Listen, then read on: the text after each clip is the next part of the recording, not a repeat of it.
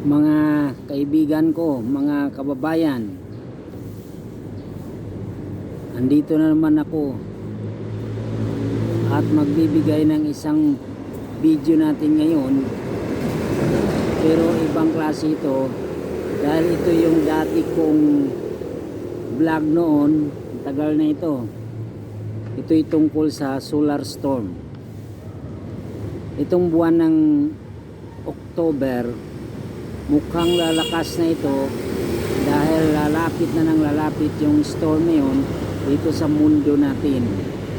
Sunstorm yun, galing ito sa araw. Kakaiba ang mangyayari at magbibigay ito ng pagbabago sa pamumuhay ng mga tao sa mundo. Lalo na ito pag umabot ng December, itong taon na ito, lalo na pagdating ng year 2024. Ibig sabihin, matinding lakas nito.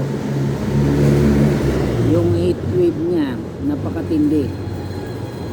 Ibig sabihin, nakakatakot. Kahit nasa aircon ka pa, mararamdaman mo pa rin ang tindi ng solar storm na yan. Sa susunod na taon, lalong matindi ito.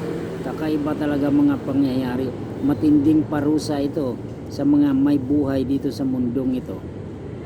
Kaya mga kaibigan, mga kababayan, ngayon pa lang mag-isip na tayo kung anong mga paraan ang gagawin natin. Mas nakakatakot pa nga yan kaysa mga gira na yan. Yan mga kaibigan, mas nakakatakot yan dahil yan galing talaga yan sa kalikasan. Ibang klase yan.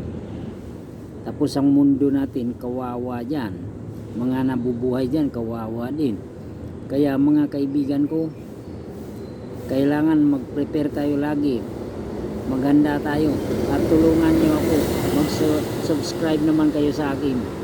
Love you. Bye bye.